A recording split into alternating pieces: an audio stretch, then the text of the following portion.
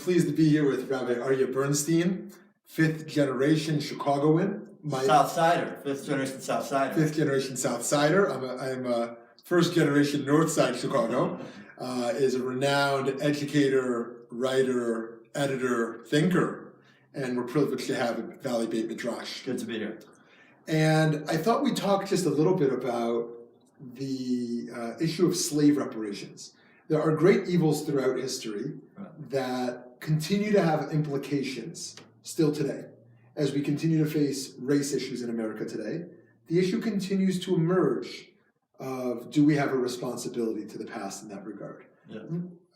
What's your position on slave reparations? Well, I'm glad you asked. I'm actually working on an article to publish in Jew School soon. It's been a very live question for me for a long time, and then really came to a head when Ta-Nehisi Coates about a year and a half ago wrote the spectacular article in the Atlantic on the case for reparations.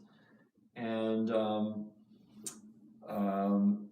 one of the things he, I think, most effectively talked about was the intensity of the insistence of people, especially white people, but a lot of black people too, to dismiss the whole idea out of hand as not worthy of consideration, to consider it as a joke, and that what's lingering beneath that nervous laughter.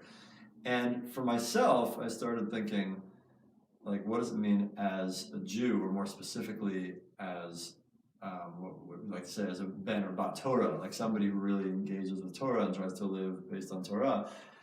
Our entire religious identity is predicated on the justice, at least in our case, of slavery reparations.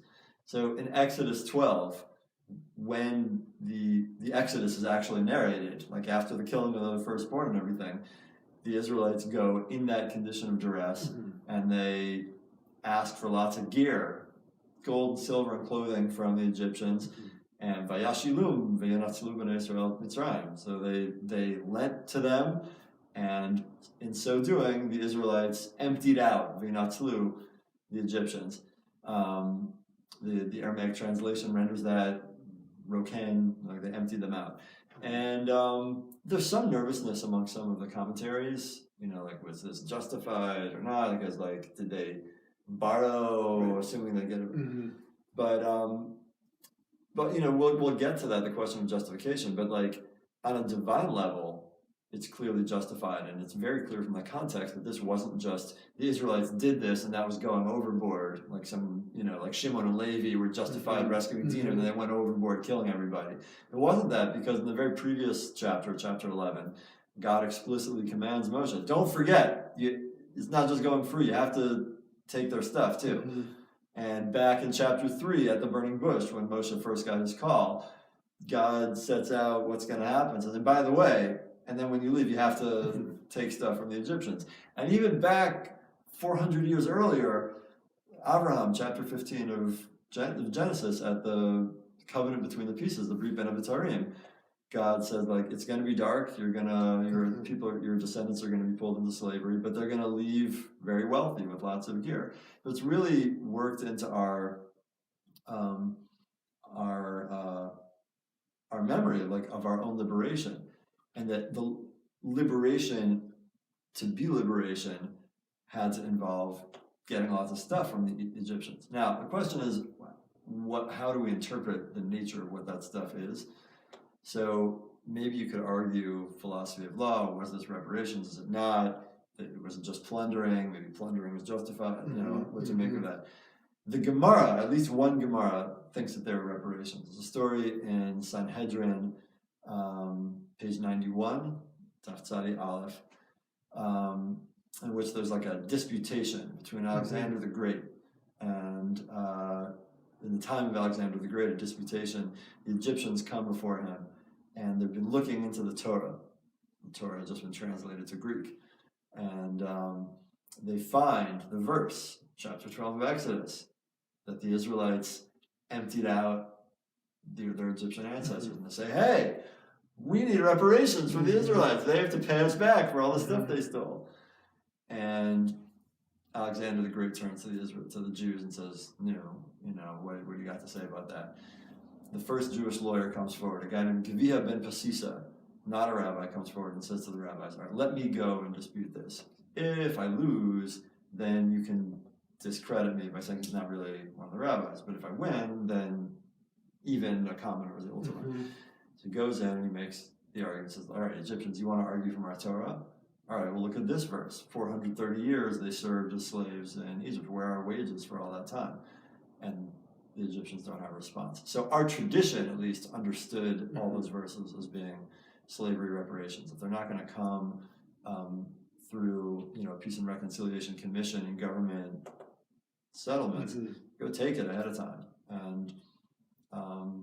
And it's like our entire system of biblical worship. Like the Mishkan was built with all that gold and silver. Now the gap between biblical tradition and everything between. Right. I mean, if we look at Jewish ethics of the last thousands of years or Jewish law of the last thousands of years, how do you think that addresses this issue? Because we tend not to be a people who just look at Chumash, look at Bible, and build a theology or philosophy. Right. So again, the explicit statement that the economic way to understand what this money, this gear was in the Gemara. So, which is more of the building blocks. The Gemara says this was the best we could do to get our wages coming forth. The Gemara also emphasizes that in Brachot, every Israelite came out with 10 Libyan donkeys laden with gold and silver. It was a lot of gear. And it's the Gemara that also recognizes, one of the objections to reparations, even to discussing reparations, is but if you just shower people with lots of money, then they're going to do bad stuff with it. And our tradition recognizes that. It says we built the Mishkan with all this gear. We also built the golden calf with it. And there's a Gemara, I think also in Brachot, that interprets the phrase Dizahav, which was one of the locales mentioned in the journey. That it was a place in which an argument was made that enough of the gold, because the gold was used for, God got mad at us for building a golden calf with the gold that was given to us as reparations. And the Israelites argued back, that's on you. You brought us into slavery, it brought us into this whole condition, and there was going to be a volatile period, but this belongs to them. It's their due. And we, it's not just us going back and doing Bible scholarship now. That passage of God speaking to Avram at the covenant between the pieces and saying that your people are going to come out with riches from Egypt, that they're not going to come out as post-slavery stragglers. They're going to come out taken care of. We say that in the Haggadah every year. We don't, and not just referring to the verse, but we turn that into a blessing. Baruch Shomer Havtachato Yisrael. We praise God for keeping the promise and cite that. So, our seders every year are a ritualization over our well-laden table with our finest silver, eating a celebratory meal, celebrating our freedom and singing freedom songs. Part of that is that, part of the freedom story isn't just that the yoke of slavery was lifted, but that we came out taken care of for it, that we got back wages for all that work. We built the Egyptian economy and we had our economy built up as a result. I think the parallel is so obvious that we have to confront. So getting to practicalities, who are the people that you think should receive these reparations? Is it all Black Americans? Is it those who can prove they're descendants of slaves? And who do you think should ultimately pay this? Yeah, so I think it's a great question. And I actually take a sort of wait and see approach to that. I feel like a lot of what happens in discussions about reparations in the United States is so premature, and people putting the cart before the horse in order to shut down the discussion. They can't imagine how it would work, and so they shut down the whole conversation. I suspect that part of the reason people can't understand how it would work is because the amount of the plunder and theft is so gargantuan. So let's get to work on it. The upshot of Coates' article, which has been dismissed by lots of people who didn't really read it carefully and just heard the case for reparations. Oh, there goes some crazy person again about that. But his upshot is, I don't know exactly how it would work. I don't know whether it would work. Congressman John Conyers from Michigan has submitted a resolution to the House of Representatives every year for, I don't know, 15 years, 20 years, something like that, that there be a congressional committee to study the issue. Mm-hmm. So I'm not an expert on economics or history or family claims. I'm also not an expert on the modern history of reparations. Mm-hmm. Other countries in the world have dealt with them. South Africa has, other places have dealt with it. Let there be a committee in Congress with government-paid staff people doing what all Mm-hmm. congressional committees do to research it. And I, as an interested citizen, will follow that with interest, and maybe I'll have an opinion based on that. I don't know. The best thing, like right now, we have a whole complicit society. Part of what the Torah is telling us with this, like the story of our own claiming of reparations that would not have come to us by a congressional committee, was that we just went and took stuff from whichever Egyptians we could, from the neighbors. And yeah, I mean, maybe ultimately they should have gone into the Treasury Department. Mm-hmm. It's not the way it works, Yeah. you know? So I sort of feel like if we do it in the right way, then it'll happen in the right way. If not, I mean, any Jew, probably any Christian, I mean, they're recipients of the Bible too, like, has no basis to oppose black people taking what's theirs from wherever they can get it. I don't want to get to that because I'm not. I think the way we got our reparations in Egypt was not very good. It would have been much better for Pharaoh to be writing a check and for it to be managed through Moshe and Miriam and Aharon, like actually, distributing it in a fair way. What some Hebrews might have been next door neighbors of wealthier Egyptians than other Hebrews, and like, so why should some have come out better than others? Yeah. So let me a last question. So I hear you being compelled by our Jewish tradition. Right. I hear you feeling a mandate from the actual events of American slavery. Yeah. What compels you from 21st century? What compels you from the contemporary experience to want to put some immediacy on this? So first of all, it's immediate because again, this isn't old Bible stuff. I go to the Seder every single year. Right. That's immediate. Like every religious thing I do, I say Zecher L'Tziat Mitzrayim. That's the memory of Egypt. So like our whole tradition is invested in telling us that is not old stuff. That is immediate. It's right now. So that's number one. I just want to defend the tradition. It's not being the tradition. It's immediate. I hear that. Secondly, it's that you can argue whether, in terms of the invasion of body, whether slavery has even ended. It got replaced with Jim Crow, and now it's replaced with the incarceration state, where privately owned plantations are incarcerating mainly black people. So it's like, but even putting that aside, even if you want to say that the yoke of slavery, part of slavery, long ago ended, the economic aspect really hasn't so much. And so where my people are from, on the south side of Chicago, on the west side of Chicago, has been a great example of this. I mean, a big part of Coates's article was really doing research on the economics of the way closure of credit options to African Americans and contract buying, redlining, like conspired to, according to the estimates of housing attorney Mark Satter back in the 60s when he was representing exploited black people in housing markets, he was estimating that $1 million a day was being stolen from the black community through the credit and housing markets. At that time, there's a lot of money in the black community. At that time, there were good jobs in America, in Chicago, in the North, in industrial cities, in America in general, before they were all outsourced. And but because the housing market was closed, the housing market was a way in which white America, or at least parts of small slices of white America, took that money back and redistributed that among white people. Yeah. So, I don't think when I say slavery reparations, I'm not saying that they need to end with 1865. Right. I think that should be studied.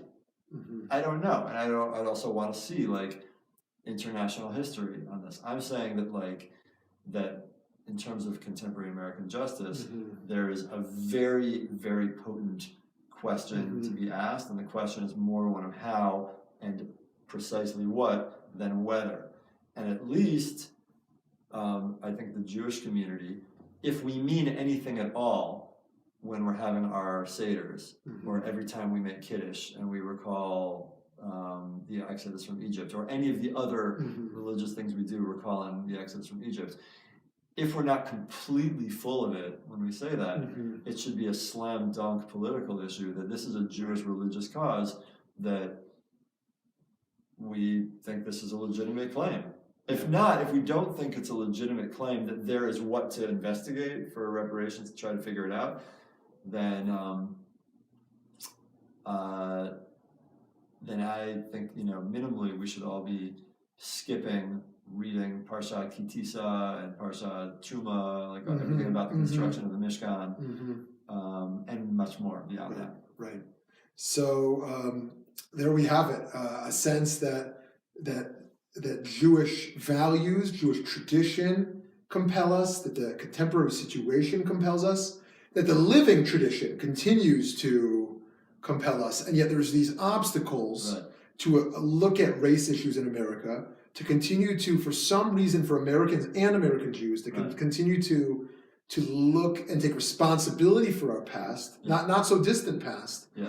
And yet Jews are not yet at the front line of this issue, Yeah. and we ought to be, and we're And in placed. fairness, very few black Very people few black people are are the front for lines, instance, right. it's like Congressman Conyers and a few other activists, and I think that Coates in his article writes very potently about the nervous laughter that accompanies any conversation about this. People like, ha ha ha, reparations, isn't that ridiculous? Yep. Why is that ridiculous? It's actually because it's so obvious that people have to make it into a joke. So yeah, I think Coates's writing, his very poignant writing, and other people have been writing on it, should raise the stature of this. And I think as a Jewish community, we should be writing to our representatives in the House and saying, as Jews, it's unconscionable that Congressman Conyers' proposal, House Resolution 520 or something like that, I forget the number of it, but your representative should know what it is. Write to your representative and say, as a Jew, it is imperative for us to support Congressman Conyers' resolution for there to be a serious study of the issue of reparations. And if we feel some tension or opposition to this, we should do some inner work on the social and psychological tensions that lead us to wanting to dismiss writing this into the form of justice. And to work through those obstacles that are heavy and heavily laden with issues of power and privilege. So there it is. Rabbi Aryeh Bernstein, one way you continue to follow him as one of the senior editors of Jew School, interesting blog online, and other ways as well. Thank you so much. My pleasure. Thanks for having me.